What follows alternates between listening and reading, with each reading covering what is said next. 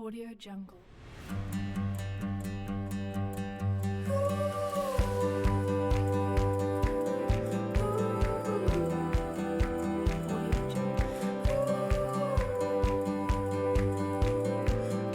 Selamat pagi anak-anak. Jumpa kembali dengan saya Bapak Martin yang akan mengajarkan tentang kimia pada pagi hari ini. Pada pagi hari ini kita akan membahas tentang larutan penyangga. Bagaimana sih larutan penyangga? Larutan penyangga itu disebut dengan nama buffer. Bagaimana selanjutnya? Larutan penyangga atau dengan nama terkenal dengan nama buffer merupakan larutan yang mempunyai pH yang stabil atau tetap dan mampu mempertahankan perubahan pH-nya walaupun ditambahkan sedikit asam ataupun basa. Nah, ini juga contohnya banyak sekali dalam kehidupan kita sehari-hari. Misalkan kamu istilahnya di dalam tubuh kita ada darah. Apapun yang kita makan setiap harinya, ya kan? Kita nggak akan pernah yang namanya keracunan jika kita memakan, padahal yang kita makan itu semuanya mungkin beracun kan gitu. Kita nggak tahu. Contohnya misalkan kita makan nasi itu kan dari padi kan sudah disemprot pestisida. Nah, kemungkinan masih ada pestisida di dalam nasi sampai sekarang, ya kan? Namun kita tidak akan mati. Kenapa? Karena ada larutan buffer di dalam tubuh kita. Gitu juga itu dalam lambung ataupun di dalam darah kan gitu. Juga masih banyak contoh-contoh yang lainnya, seperti larutan infus, ya kan? Infus itu memiliki larutan buffer di dalamnya. Dan juga kalau misalkan pada obat tetes mata, itu juga memiliki larutan buffer. Sifat larutan penyangga. Sifat utama larutan penyangga adalah kemampuannya menahan perubahan pH larutan. Artinya, apabila larutan ditambahkan sedikit asam ataupun basa, maka pH larutan itu tidak akan berubah secara signifikan. Secara umum, larutan penyangga dapat dibuat dengan mencampurkan asam lemah dengan basa konjugasinya. Basa konjugasi ini itu biasanya dalam rupa senyawa garamnya kan gitu ya. Garam dari asam lemah tersebut sendiri. Ataupun itu juga bisa berasal dari basa lemah dengan asam konjugasinya, di mana asam konjugasinya adalah garamnya sendiri atau merupakan garam dari basa lemahnya tersebut. Dalam konsentrasi yang hampir sama biasanya. Nah, sifat larutan itu terbentuk berbeda dari komponennya itu tadi. Nah, kita bahas satu persatu. Baiklah, komponen pertama yaitu jika dia bersifat asam atau disebut sebagai buffer asam, larutan penyangga asam. Nah, itu berasal dari komponen antara asam lemah dengan basa konjugasinya. Nah, misalkan adalah suatu campuran gitu dia kan, CH3COOH atau cuka asam asetat. Nah, berarti basa konjugasinya apa ya? Kan gitu.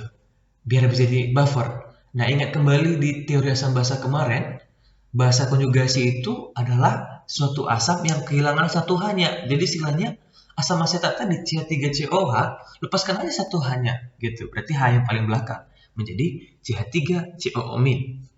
Nah, jadi kalau misalkan kecampuran CH3COOH dengan CH3COO- dicampurkan sedikit asam ataupun basa yang lain, maka yang akan terjadi, pertama, jika terjadi asam, maka istilahnya asam itu akan bereaksi dengan basa konjugasi tadi. Maka CH3COO- akan membentuk CH3COOH dengan reaksinya seperti berikut. Ini dia ya, reaksinya. Maka harga pH-nya ini cenderung tetap stabil gitu dia ya, tidak akan berubah secara signifikan. Nah, yang kedua, jika misalkan kita tambahkan ke dalam campuran tadi adalah suatu basa, OH-, berarti basa akan selalu berkawan dengan yang namanya asamnya, iya kan? Maka dia akan dinetralkan dengan si asam CH3COOH. Maka akan terbentuklah basa konjugasinya yang lain. Nah, ini dia. Dengan pH-nya yang cenderung stabil. Nah, bagaimana menentukan pH-nya sendiri? Maka pH-nya itu akan kita tentukan dengan cara mencari H positif. Kenapa? Namanya juga buffer asam. Berarti kalau asam itu dia menghasilkan konsentrasi berlebih adalah H positif.